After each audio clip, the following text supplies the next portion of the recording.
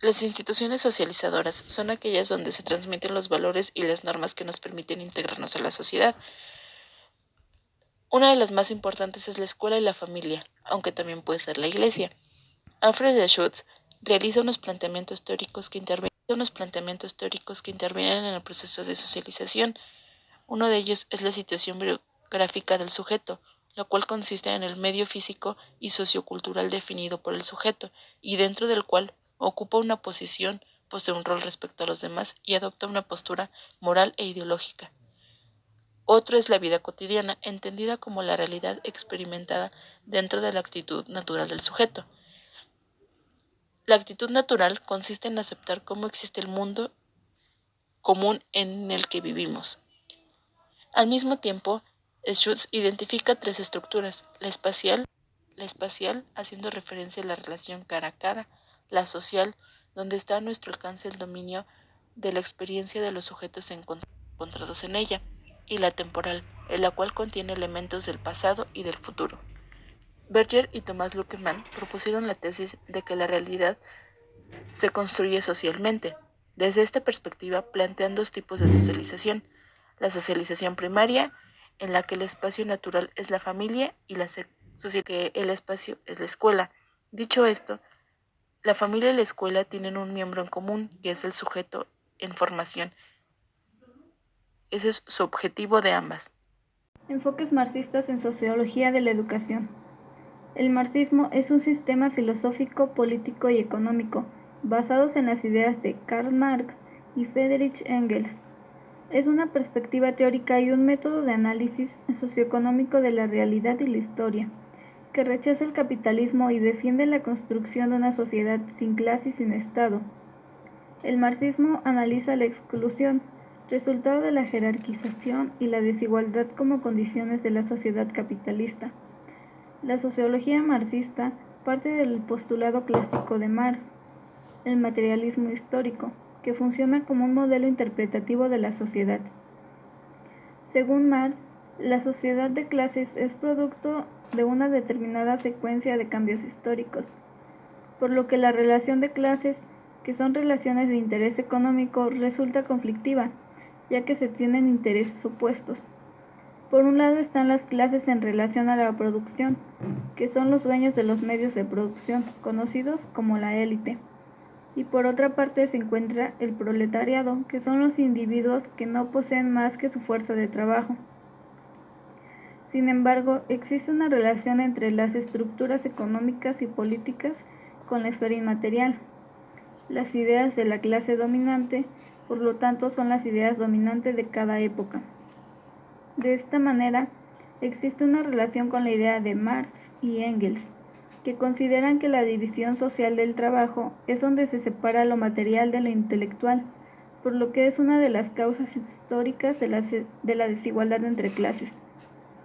Al analizar la situación, Friedrich Engels considera que las escuelas son igual a las cárceles, pues en estas también se cierran a las personas. En el enfoque marxista, la educación se convierte en campo de actuación fundamental de la superestructura dominante para el mantenimiento del sistema establecido. Por esto mismo, es un escenario donde se desarrollan conflictos y se experimentan posibilidades de transformación social. La familia surge como la institución sociocultural natural donde se experimenta la sociabilidad humana. Es en el seno de este grupo humano donde se forman los primeros años de vida en los valores morales, espirituales y culturales, aprendiéndose reglas y corresponsabilidades sociales que posibilitan al ser humano el crecimiento integral. Por lo tanto, la institución familiar tiene una génesis y está sujeta a transformaciones profundas. En nuestra sociedad existe una gran diversidad de familias que les vamos a presentar ahora. Una de ellas es la familia patriarcal, donde el papá es el encargado de atender las necesidades de los miembros de su familia, llevar el alimento a casa y atender todas las necesidades. La familia patriarcal está definida por una división muy marcada de los roles de género de sus miembros, en la que se priorizan las necesidades del padre y se ocultan las de la madre, hasta el punto de llegar a desconocer las necesidades que tenga la mamá. La familia burguesa tiene en la acumulación al patrimonio uno de sus objetos principales. Para la sociedad burguesa, la célula básica sobre la que se sustenta no solo el sistema social, sino también el económico y político. La familia monoparental se encuentra compuesta por un solo progenitor. Puede ser el padre o la madre, ya que él o ella se encarga de llevar los alimentos a casa, atender las necesidades básicas. Esta puede surgir de diferentes orígenes. Puede ser porque los padres se encuentren separados y los hijos hayan quedado bajo la responsabilidad de solo uno, o por algún fallecimiento, ya sea de la mamá o del papá. La familia homoparental es aquella donde una pareja, ya sea de 2 mujeres o 2 hombres, toman la decisión de convertirse en progenitores de uno o más niños. Esta familia se puede realizar a través de una adopción o una inseminación artificial hacia la mujer, o en el caso del hombre, rentar un vientre sustituto. La familia monogámica es un tipo de organización familiar en la historia del ser humano, con diferentes características, ya que la pareja va tomando la decisión de casarse, tener hijos, vivir juntos y poco a poco ir formando su familia. Ellos mismos toman las decisiones de su vida y organizan su vida. Fowler, Owen y Marx y Engels consideraban que la familia monogámica constituía una de las causas sometidas y la opresión que sufrían las mujeres. Por el contrario, Augusto Comte considera que la familia constituía uno de los pilares básicos. Teoría de las 2 redes. Christian Baudelot y Roger Stablett son los teóricos de referencia. Plantean estos teóricos que la escuela debe de ser laica, única, gratuita y libre, ya que enmascara la existencia de 2 redes escolares, entendidas como conjuntos articulados de instituciones educativas que se denominan como primaria profesional y secundaria superior. A la primaria profesional sería lo equivalente a la educación técnica, lo cual quiere decir que se orienta al trabajo manual y está dirigida a hijos de clases trabajadoras. Prepara a los alumnos para producir proletariados activos, mientras que a la escuela secundaria superior se atienden a los saberes abstractos, ya que se orienta al trabajo intelectual y está dirigida a hijos de clase burguesa. Prepara a los alumnos para formar parte de la élite. Según estos teóricos, la cultura dominante se transmite a través de ambas redes, que son los agentes activos de la ideología burguesa. De manera abstracta, se puede decir que la secundaria superior es la clase dominante, que equivaldría a un 25%, mientras que la primaria profesional son los hijos de la clase dominada, equivalente a un 75%. Teoría de la reproducción cultural. Una de las tesis fundamentales de la teoría de la reproducción cultural es que se configura un sistema de relaciones entre el sistema de enseñanza y la estructura de las relaciones entre las clases. Se plantea que toda acción pedagógica es objetivamente violencia simbólica, en tanto es una imposición de un arbitrario cultural. Los conceptos básicos de esta teoría son la acción pedagógica, la autoridad pedagógica, que se ejerce el poder de violencia simbólica de carácter duradero. El arbitrario cultural podría interpretarse como los códigos, prácticas, valores de una cultura constituidas como verdad, que son arbitrarios en tanto no hay una medida posible de comparación. El trabajo pedagógico como una imposición de un arbitrario cultural y el conocimiento legítimo. Cabe destacar que la teoría sociológica de Bourdieu se hace énfasis en la palabra habitus, que es el proceso definitivo que produce disposiciones irreversibles, entendida como una disposición que no puede ser en sí misma reprimida o transformada. Así, la primera educación produce un habitus primario, fundamental para el éxito del trabajo secundario. Por tanto, es claro que el sistema escolar selecciona a unos individuos y excluye a otros. En definitiva, para Bourdieu, en el capitalismo, las instituciones educativas están estructuradas para favorecer a los alumnos. Teoría de la resistencia. Para la teoría de la resistencia, los oprimidos dejan de ser vistos como seres simplemente pasivos frente a la dominación. La noción de la resistencia subraya la necesidad de entender con mayor profundidad la manera compleja en que la gente media responde a la conexión entre su propia experiencia y las estructuras de dominio y coacción.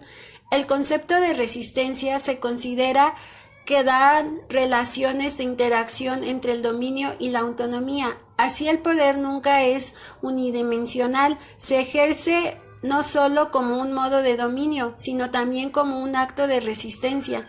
Dentro de la idea de resistencia se encuentra la esperanza expresa de una transformación. En estas teorías se avanza en la postulación de los sujetos como agentes. Las escuelas son concebidas como escenarios donde se presentan contradicciones estructurales, ideológicas y de resistencia estudiantil. Las escuelas no siempre son funcionales a los intereses materiales e ideologías de la sociedad dominante.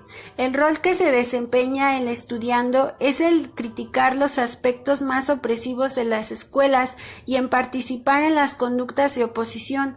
Las escuelas son sitios culturales, políticos e ideológicos.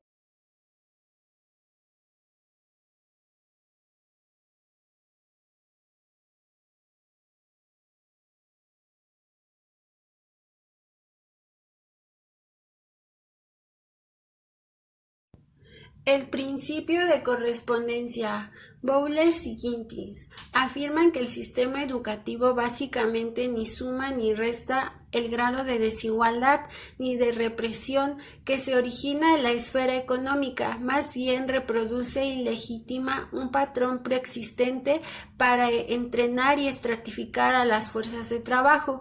Existe una correspondencia entre la estructura de las relaciones existentes en el mundo de la producción y en el mundo de la escuela, es decir, los aspectos principales de la organización educativa son una réplica de las relaciones de dominio y subordinación existentes en la esfera económica.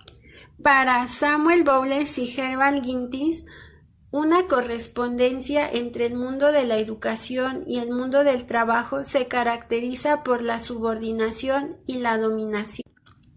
En las teorías de correspondencia se señala que las funciones que desempeña la escuela están directamente ligadas a la existencia del capitalismo en las sociedades occidentales actuales, a las exigencias de la división social del trabajo, en suma a las relaciones de explotación y dominación.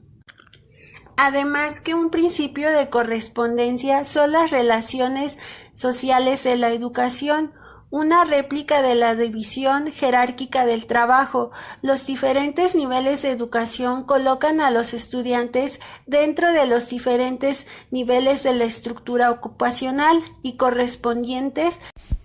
Mediación en las instituciones socializadoras. Por empezar, esas instituciones son aquellas donde se transmiten los valores y normas que permiten integrarnos a la sociedad. Un ejemplo de ello es la familia, que es la cédula elemental de toda sociedad y que ayuda al desarrollo integral de cada persona. La práctica de la armonía y la unión en estas instituciones facilitan el alcance de acuerdos y a su vez de convivencia, dirigiendo la vocación de la cultura de la paz. Familia y escuela, instituciones socializadoras del niño. La influencia de la familia y la escuela en el niño no pueden ser separados del contexto histórico y sociocultural, ya que ambas tienen un miembro en común en el sujeto en formación. El proceso de socialización comienza primero en la familia y después en la escuela. Planteamientos teóricos de Alfred Schur, por ejemplo, el mundo de la vida cotidiana y sus dimensiones, especial, temporal y social, la actitud natural y la situación biográfica. Para Schur, la realidad social es la suma total de objetos y sucesos dentro del mundo social y cultural. Otro concepto muy importante, también referido a la situación biográfica, la cual consiste en el medio físico y sociocultural, definido por el sujeto y dentro del cual ocupa una posición, posee el rol receptor de los demás y adapta a una postura moral e ideológica. Al igual que también identifica tres estructuras. La primera es la especial, la segunda es la social y la tercera es la temporal. Schur también identifica dos tipos de elementos que delimitan la vida. El primero son los controlados o también se pueden llegar a controlar. El segundo son los que están más allá o fuera de la posición de control.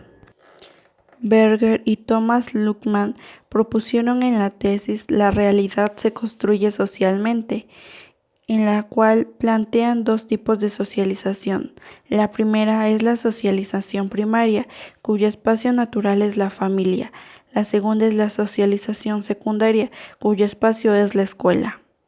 Para John Dewey plantea que la educación debe hacerse de cada uno encuentre su propia felicidad realizada. La familia y la socialización primaria. La familia es una comunidad natural en donde se experimenta la socialidad humana. Principalmente empieza la formación de los primeros años de la vida, los valores morales, espirituales, culturales y entre otros. El contexto educativo de la familia surge de las instituciones socioculturales que posibilitan al ser humano en su crecimiento integral. En conclusión, tomando como base lo explicado en el video, conocemos que las teorías son aquellas que transmiten los valores y las normas que nos permiten integrarnos a la sociedad. Conocemos también autores que aportaron sus ideas sobre estas teorías, y como el marxismo, que está basado en las ideas de Karl Marx y Friedrich, es un método de análisis socioeconómico de la realidad y la historia. En cuanto al tema familiar, sabemos que la familia surge como la institución sociocultural natural donde se experimenta la sociabilidad humana. Entonces, se recuerda también que el tema familiar tiene una génesis y estas tienen también grandes transformaciones. Esperando haya sido de su agrado y de mucha ayuda el video, damos gracias por su atención prestada.